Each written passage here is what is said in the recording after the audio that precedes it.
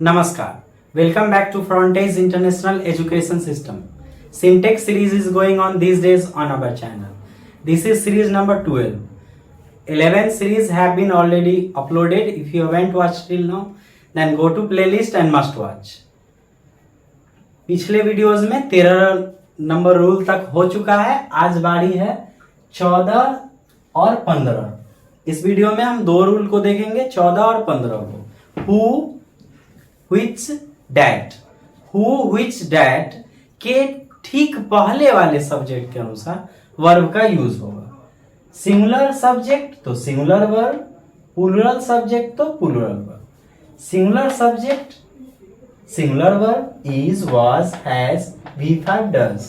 Plural subject plural verb are, were, have, V1 do. तो चलिए इसी 14 नंबर रूल से 3 तरह के एग्जाम्पल्स को देखते हैं. एमसीक्यू, कॉमन एरर्स और सेंटेंस इंप्रूवमेंट. तो सबसे पहले देखते हैं एमसीक्यूज को.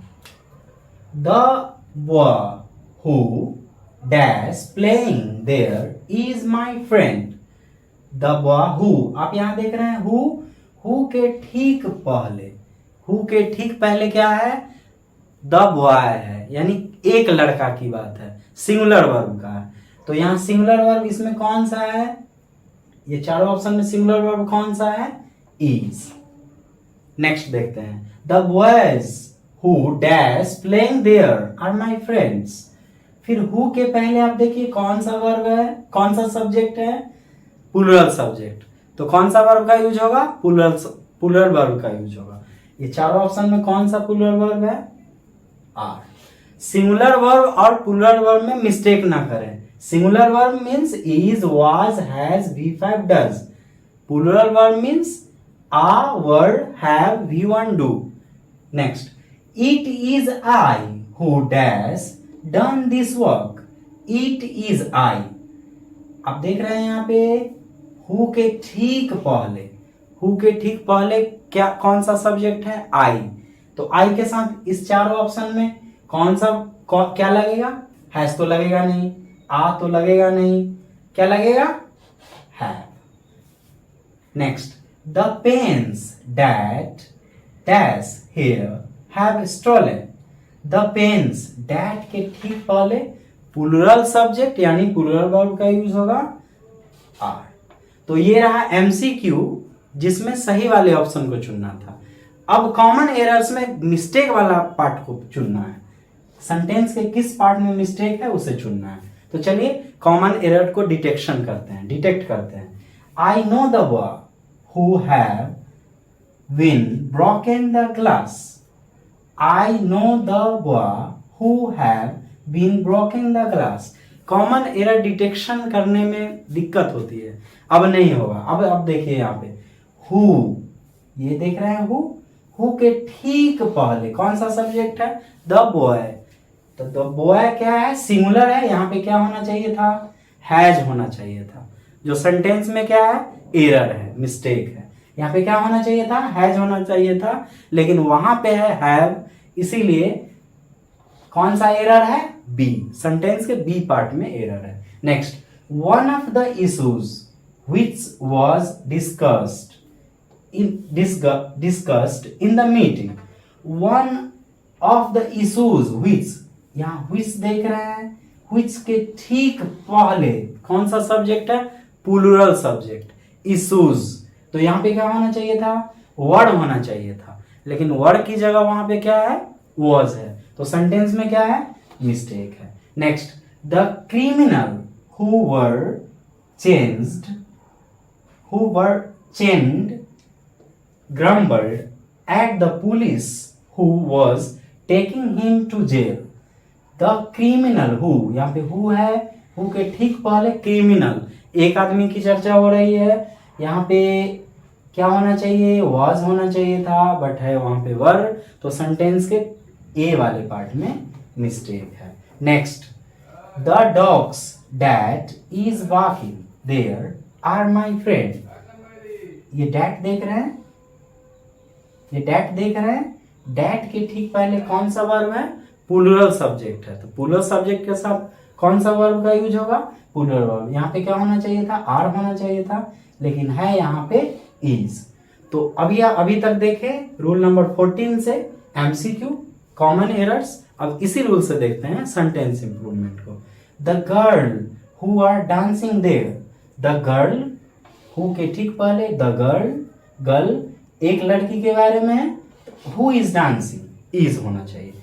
यानी अंडरलाइन वाला पार्ट में मिस्टेक है तो ऑप्शन वाला, नहीं मिस्टेक है तो नो इम्प्रूवमेंट वाला ऑप्शन को चुनना है। Next, the teachers who has taught you chemistry, the teachers who के पहले teachers, plural subject plural verb, यहाँ पे हैव होना चाहिए लेकिन है यहाँ पे हैज, तो ये कौन सा, वहां हैव को चूज करेंगे। Next, the pencil which is there is mine, the pencil एक पेंसिल की बात हो रही है यानी सिंगुलर सब्जेक्ट, विच के ठीक पहले यहाँ पे क्या है, सिंगुलर सब्जेक्ट ऑलरेडी है। इसका मतलब है इस सेंटेंस में this sentence needed no correction, so you have to opt no improvement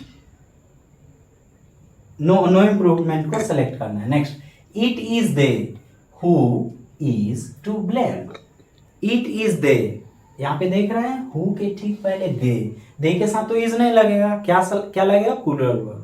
ये चारों में प्लूरल कौन है, इज है।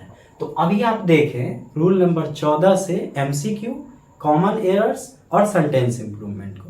तो अब देखते हैं रूल नंबर 15 को। If I wish O that if only as though as if.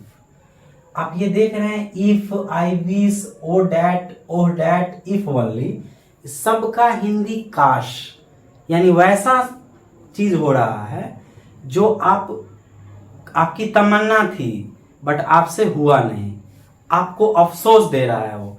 जैसे काश मैं पक्षी होता, काश मैं राजा होता। आप कितना भी प्रयास कर लेंगे अब वो संभव नहीं है।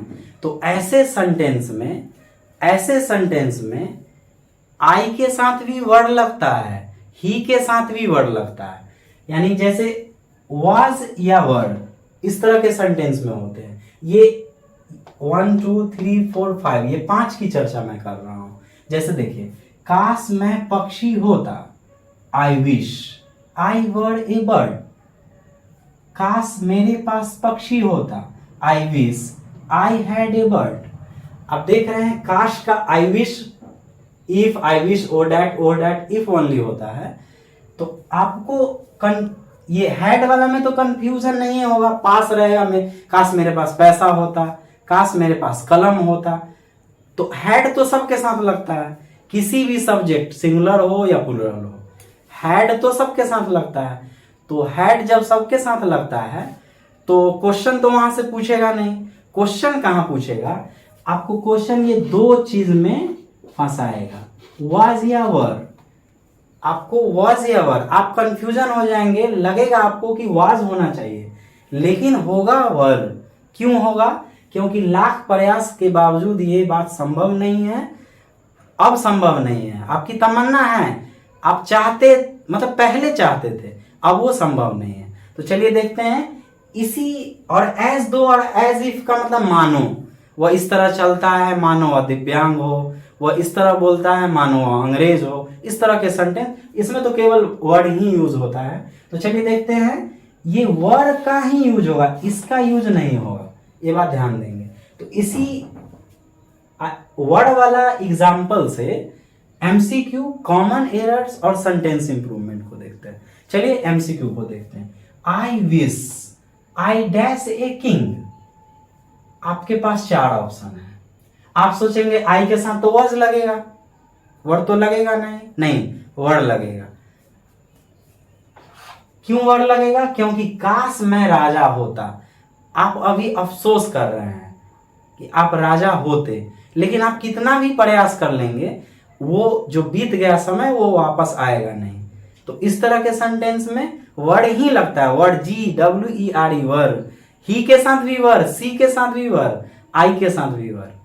आपको कंफ्यूजन यही वर्ड वाला में ही देगा, वाज और वर्ड में। तो वर्ड होगा। चलिए next, if she dash chief minister, क्या होगा? वर्ड होगा। और क्वेश्चन यहाँ पे यू भी नहीं देता है जल्दी से, इसीलिए नहीं देता है, वो तो जानता है यू के साथ तो वर्ड लगेगा ही, लड़का वर्ड लगा ही देगा, लेकिन यहाँ पे ही सी किसी का नाम लिख देगा ताकि वहां वाज लगा दे, स्टूडेंट से मिस्टेक कर जाए, लेकिन अब मिस्टेक नहीं करना है आपको। Next, O that I dash a rich man, O that I were a rich man, he speaks as if he dash an English man, वह इस तरह बोलता है मानो वह अंग्रेज हो।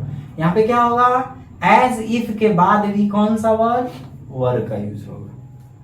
तो ये रहा एमसीक्यूज। अब इसी वर्ड वाले से कॉमन एरर्स को देखते हैं। Next, if I was you I would have told him to shut up. If I was नहीं होगा, क्या होगा? आई वर्ड होगा, यहां पे गलत। Next, I wish I was the prime minister I would govern. I wish I word the prime minister. Next, he walks as if he was handicapped, he walks as if के बाद was नहीं होगा, क्या होगा? word होगा। Next, I wish Mahatma Gandhi was alive, he would start weeping to see the present।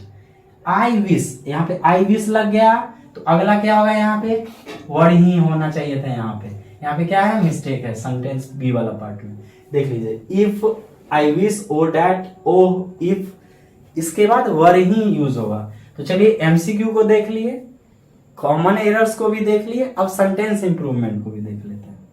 He runs as if he was a runner, he runs as if है, यहाँ as if के ठीक बाद वॉज लगेगा नहीं, क्या लगेगा? वर्ड लगेगा। यहाँ हाँ ही के साथ भी वर्ड लगेगा, मैं पहले से लगातार बोल रहा हूं, इसे ध्यान रखेंगे। Next, I wish I was president of India, I wish I were president of India. Next, if she were a queen, काश वह रानी होती। ऑलरेडी देखिए इफ है, यहाँ पे वर्ड है, यानी सेंटेंस में क्या है? कोई मिस्टेक नहीं है, no improvement. Next, O that I dash superman, O that I were superman. तो अभी आप देखें रूल नंबर 14 को एमसीक्यूज, कॉमन एरर्स और सेंटेंस इंप्रूवमेंट के साथ, रूल नंबर 15 को एमसीक्यूज, कॉमन एरर्स और सेंटेंस इंप्रूवमेंट के साथ। मिलते हैं एक नए वीडियो में। Thanks for watching, have a nice day.